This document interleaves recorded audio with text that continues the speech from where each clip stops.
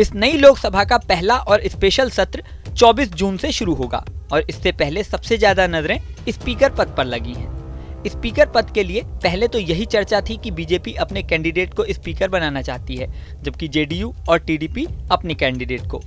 हाल ही में जेडीयू ने यह साफ कर दिया कि वो इस मुद्दे पर बीजेपी के साथ है।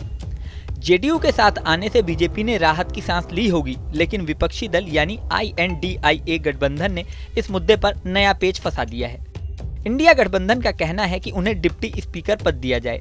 साथ ही कहा है कि अगर डिप्टी स्पीकर पद नहीं दिया गया तो स्पीकर पद के लिए वो अपना कैंडिडेट उतारेंगे। हालांकि इस ऐलान के बाद जेडीयू ने उन्हें निशाने पर भी लिया। सुनिए जेडीयू के वरिष्ठ नेता केसी त्यागी ने इस बारे में क्या कहा। कल श्री राजनाथ सिंह जी ने इसी प्रश्न को लेकर के जो सभी घटक दल हैं एनडीए के, उनकी बैठक बुलाई थी। हम लोगों के बीच में सर्वसम्मति बन रही है। जहां तक जनता दल यू का प्रश्न है, वो किसी पद का दावेदार नहीं है। भारतीय जनता पार्टी द्वारा नामित जो भी उम्मीदवार है, हम उसका समर्थन करें। लेकिन इंडिया गठबंधन की तरफ से जो कहा जा रहा है कि डिप्टी मिल जाता है तो वो स्पीकर पद के लिए उम्मीदवार नहीं देंगे और यही परंपरा रही है, इस बात का हवाला वो देते हैं।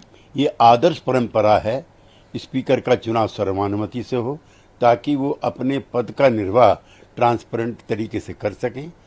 और इस पर सर्वानुमति बनाने के लिए कोई शर्त नहीं होनी चाहिए। दोनों गठबंधनों को बैठ के विचार करें। डिप्टी स्पीकर सर, जो इंडिया गठबंधन, मैं डिप्टी स्पीकर के लिए भी कह रहा हूं, उसके बाद में आता है पहले स्पीकर का चुनाव सर्वानुमति से। अब सवाल है कि जब INDIA गठबंधन के पास बहुमत नहीं है तो वो इस तरह की डिमांड क्यों कर रहा है। यहाँ तक कि स्पीकर पद के लिए कैंडिडेट उतारने का भी दावा कर रहा है। इसकी वजह है स्पीकर के पास कई संसदीय ताकतें होती हैं। यदि किसी मुद्दे पर पक्ष और विपक्ष में वोट बराबर बढ़ जाते हैं तो स्पीकर खुद वोट डालकर हार जीत का फैसला कर सकता है। यही नहीं, संसदीय कानूनों के तहत स्पीकर के पास दल बदल के आधार पर संसदों की अयोग्यता से संबंधित मामलों को तय करने का पूर्ण अधिकार होता है। इसके अलावा कोई विधेयक धन विधेयक है या नहीं, इसका फैसला लोकसभा स्पीकर ही करता है। यदि कोई सदस्य अध्यक्ष की आज्ञा नहीं मानता या सदन की कार्यवाही में बाधा उत्पन्न करता है तो अध्यक्ष उस सदस्य की सदस्यता भी निलंबित कर सकता है। जब इंडिया गठबंधन की सहयोगी पार्टियों के कई सदस्य पिछली लोकसभा में निलंबित भी किए गए थे। ऐसे में इस बार इंडिया गठबंधन पूरी कोशिश में है कि स्पीकर या डिप्टी स्पीकर में से एक भी पद मिल जाए तो उन्हें पिछली लोकसभा की तुलना में कई मुद्दों पर सहूलियत होगी। बीजेपी के पास पूर्ण बहुमत नहीं है। ऐसे में INDIA गठबंधन साइकोलॉजिकल दांव खेल रहा है।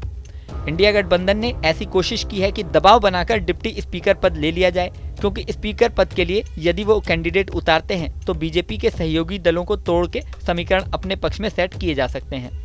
टीडीपी भी अभी तक बीजेपी के साथ स्पीकर के मुद्दे पर सहमत नहीं है। ऐसे में इंडिया गठबंधन इस मौके का पूरा फायदा उठाने की फिराक में है।